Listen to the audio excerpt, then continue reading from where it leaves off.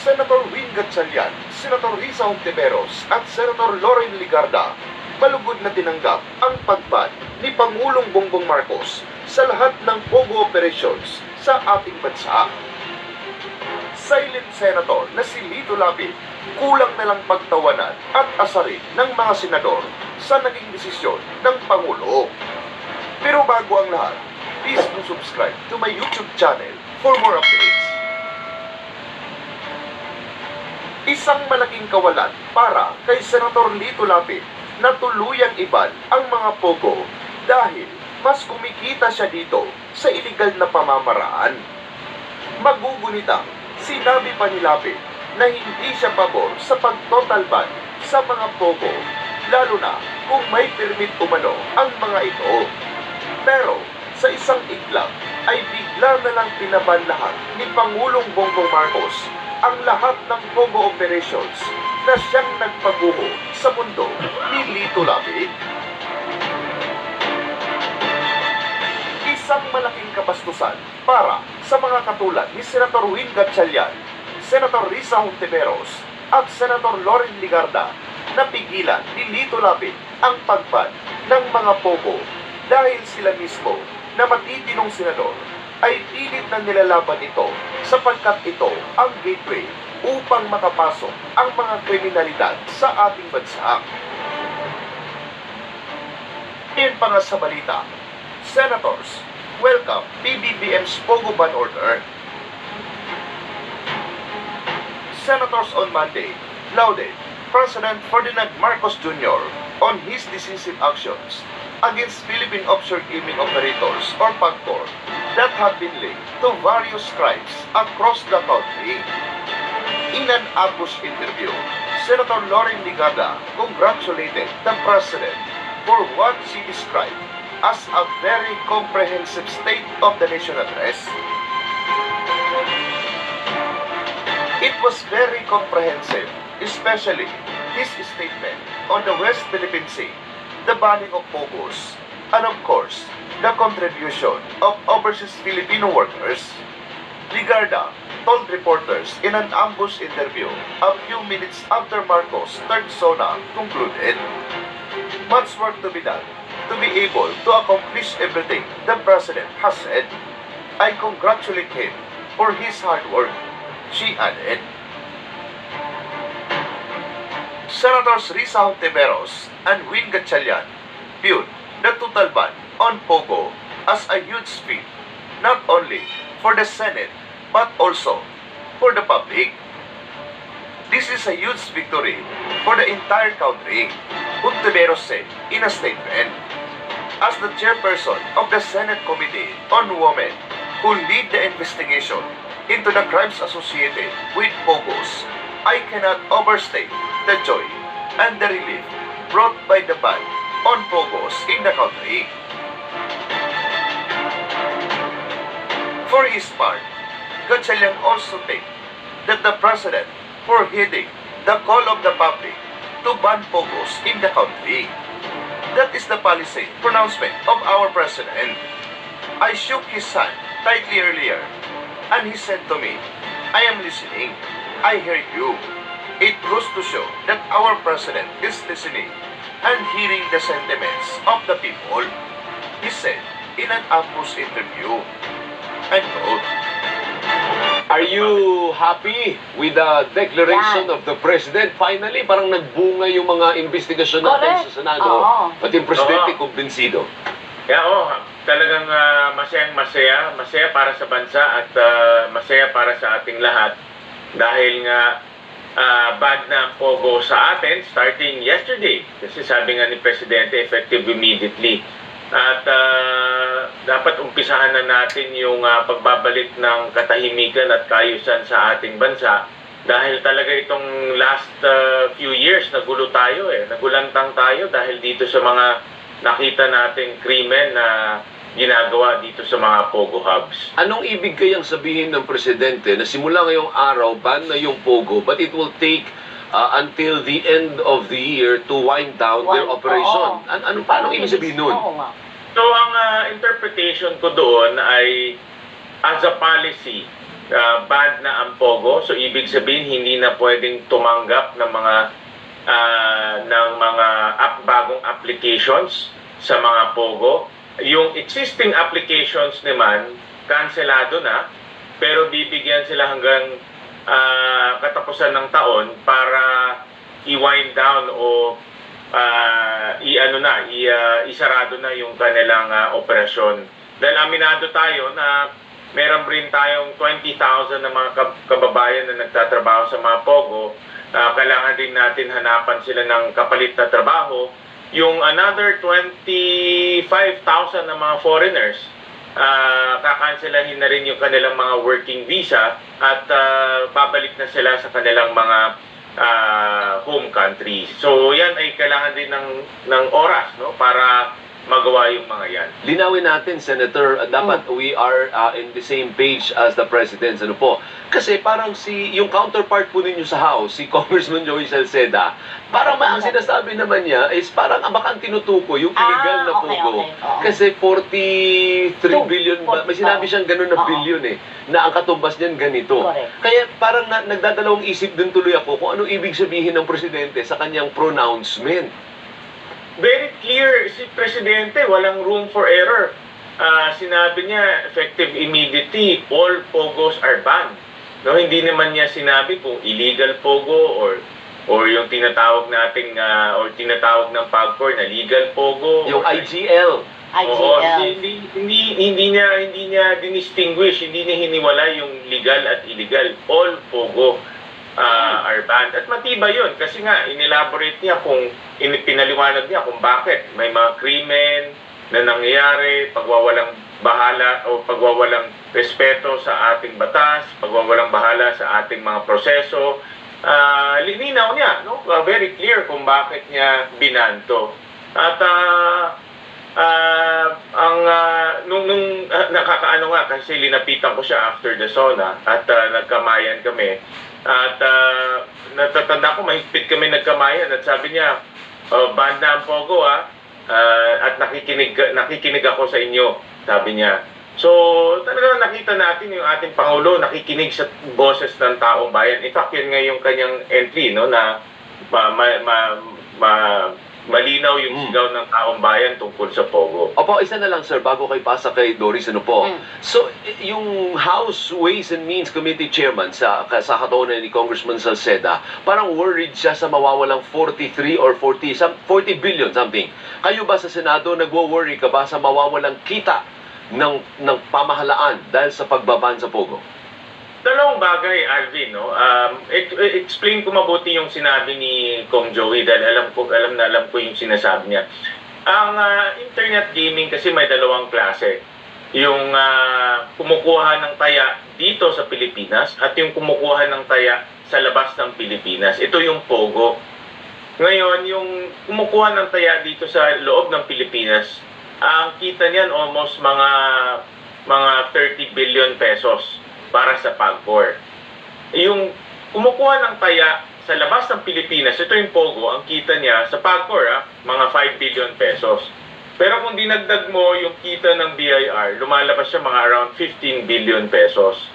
Pero pag titignan naman natin yung krimen, yung pagdungi sa imahe natin, yung tawag nga nila reputational damage, yung 15 billion in 15 billion hindi katumbas yan sa pagsira ng imahe natin.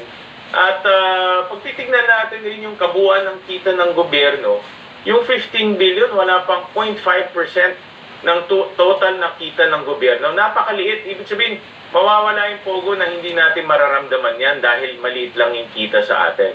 At pangalawa, yung lahat ng mga economic managers, DOF, NEDA, DBM, pati yung mga enforcement agencies, nung nagkaroon kami ng hearing, itong last week lang, lahat sila sinasabi na i-ban na yung Pogo.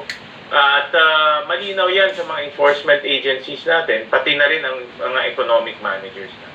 Sir, until wala naman clear sa susuko, hindi pa rin siya na-aresto, pero parang medyo nanlaban pa siya kasi nag-post siya sa social media na sinasabi niya hindi naman siya yung pinakamalaking problema ng bansa. Bakit tila fixated daw sa kanyang ilang Well, karapatan niya yun. Karapatan niyang sabihin yun, pero para sa akin, wala siya sa lugar pagsabihan. Sino mang miyembro ng Senado kung ano ang prioridad sa isip nila at ano ang dapat nilang hindi maging prioridad. Siyempre, siya yung tinatamaan, siya yung naatake dito sa isyong ito.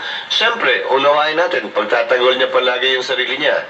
Pero hindi rin niya pwedeng ipersa yung kanyang personal na interes at kaisipan sa interes at kaisipan at pananaw ni man, higit pa sa sino mang miyembro ng Senado. Kasi nag-iisang linggo na bukas, since nalabas yung arrest order, wala ka rin.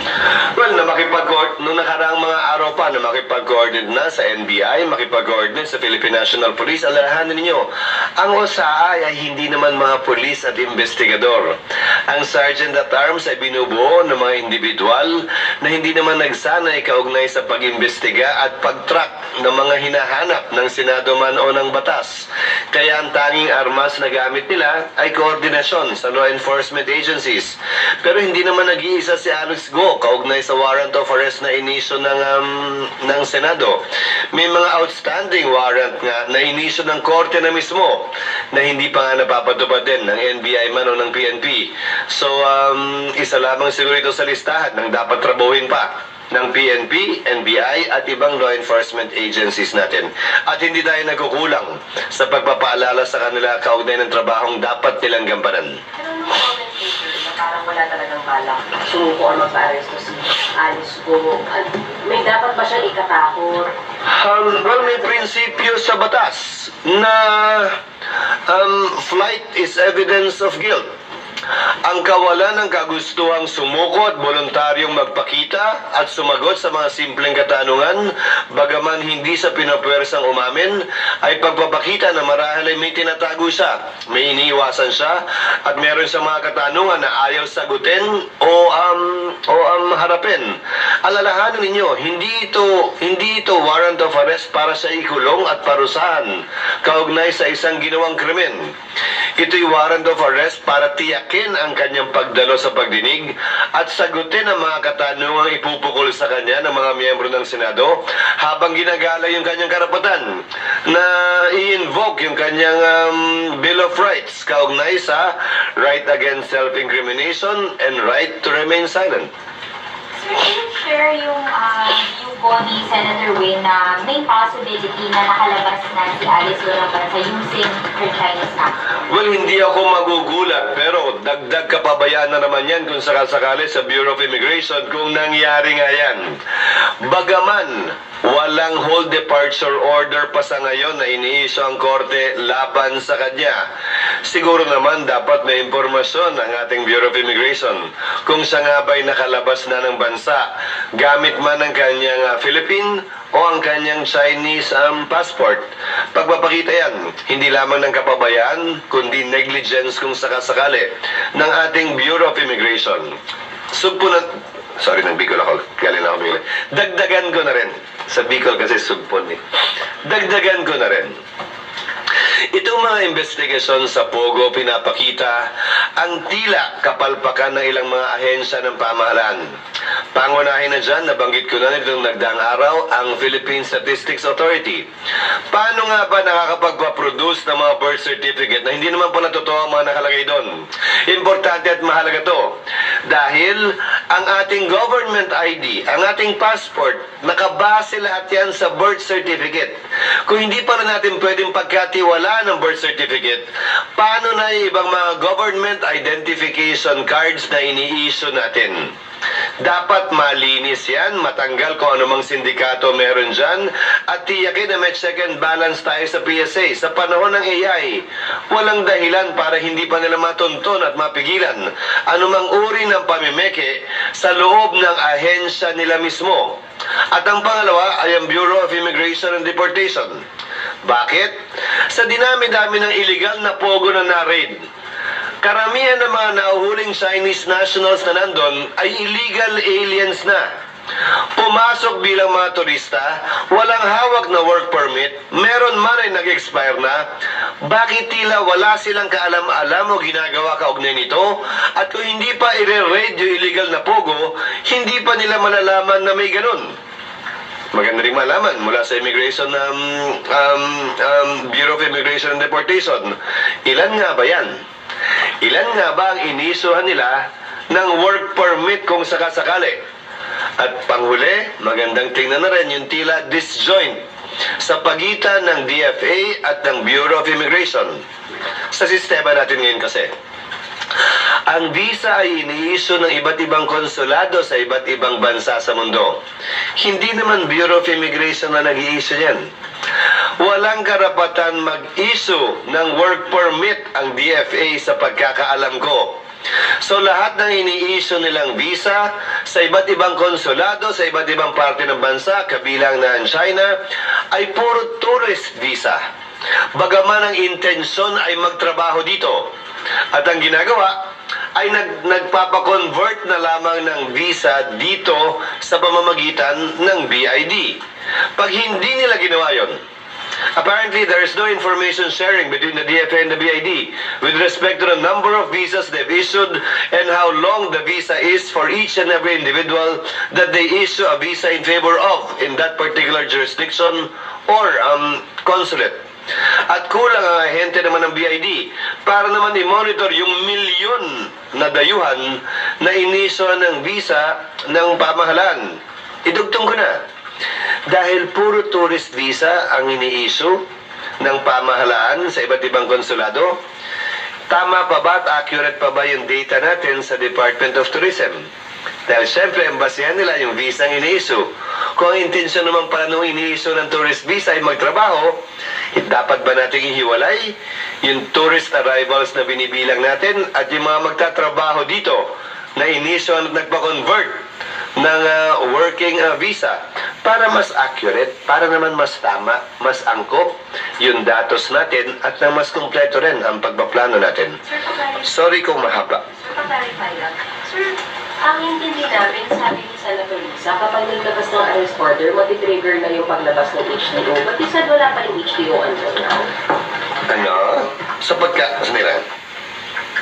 Excess ako. Sa pagkakaalam ko, ang pwede lamang mag-issue ng whole departure order ay husgado. Walang kapangyarihan ng BID, Bureau of Immigration, mag-issue ng whole departure order. Ang pwede lamang nilang i-issue ay lookout order. Ang ibig sabihin ng lookout order, look. Tapos, pagpa-out. Even with arrest order coming from the Senate, yun nga, wala karapatan CBI maglabas ng Kaya nga, lookout at dapat tipan nila ang law enforcement agency kaugnay sa nakita nila.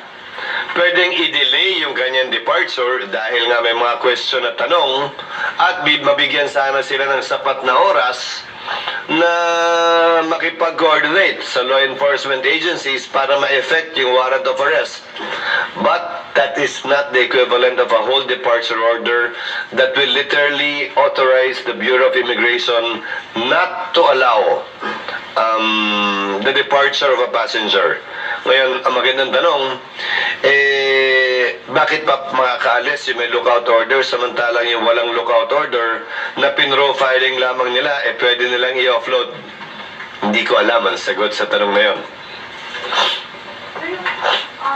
Wala ka ba rin sinabi na para higilan siyang lumabas kung sakali? Walang kapangyarihan ng Senado mag-issue ng hold departure order laban kanino man. Kasi the warrant of arrest itself, hindi ba yun pwede? Or mandated ba ang immigration na kung yung Senate para kung i-effect yung arrest na? Walang ganong uri ng batas sa ngayon. Magandang punto at wala sa pagkakaalam ko, wala rin ganong uri ng koordinasyon o MOA sa pagitan ng BID at ng Senado. Isa yun siguro sa pag-uutos ko sa Sergeant at Arms ngayong na-bring up yung bagay na yon. Pero wala akong alam, base sa mula no ako'y manungkulan, na ganong uri ng kasunduan o memorandum sa pagitan ng Sergeant at Arms at ng Bureau of Immigration. We will look into it, definitely. Or how about the security ng mga senator? Sabi po ni Senator, nakausap na rin daw na. Actually, nakausap niya ako kaugnay sa seguridad na hiningi niya nung siya bibisita sa ilang Pogo hubs na illegal. Partikular, kung naalala ko ng tama, nung siya nagpunta sa Banban, sa Alabang Bayon, at saka sa Porac. Pero kaugnay ng dagdag na seguridad mismo ng senador. Ulitin ko, ang OSAA ay hindi binubuo ng mga pulis o sundalo na may VIP security training. So, ang dagdag na seguridad ay i-coordinate kung kailangan ng tulong ko sa Philippine National Police Police Protection Group. Pero yan ay personal na bagay sa parte ng miyembro ng Senado kung sakasakali. Dahil kung security niya yung personal, makakasama niya yan saan man siya magpunta. Hindi para sa akin na ako ang pumili kung sino yun. Sila ang dapat pumili kung sino yun at kung ilan ang kinakailangan para payagan sila ng Philippine National Police. The most that I can do as Senate President is to simply facilitate and endorse the same to the Philippine National Police. Members of the Senate, as well as members of any agency of government that has threats, can request security and/or additional security from the Philippine National Police. Sir, isa ka lang ayos ko lang. Sir, Yes, ma'am. Sir, on that, Narinig naman? Okay. Sir, on Nancy Ramo, sabi ko kahapon ni Senator Win, hindi siya keen on letting her go kasi baka hindi umalit sa next hearing. Ano kung I leave the matter to Senator Risa and to Senator Win. That's why I referred her letter to them. They were the ones that recommended the issuance of a warrant and detention. I signed the warrant, and any change in that disposition would have to be recommended by them again. That is my position. And I do not want and I will not exercise my discretion without the input or recommendation from the members of the Senate and chairman who is handling the committee that so recommended the issuance of a warrant. Sir, you said the other day, sir, tingin nyo, pwede naman siyang pauwiin. Hindi tingin ko. Sabi ko, ang desisyon ng chairman, desisyon ng komitean kung sakasakali. Hindi para sa akin na pagpasahan yun. I will always defer to the recommendation of the member of the Senate in charge of the particular investigation. Mas nasa tamang lugar at posisyon siya para alamin at malaman kung anong dapat gawin. Hindi ako. Madami nga ang nasiyahan sa pagban ni Pangulong Bongbong Marcos sa Pogo, maliban lang kay Senator Lito Lapid. Ano ang inyong masasabi sa usaping ito? Just leave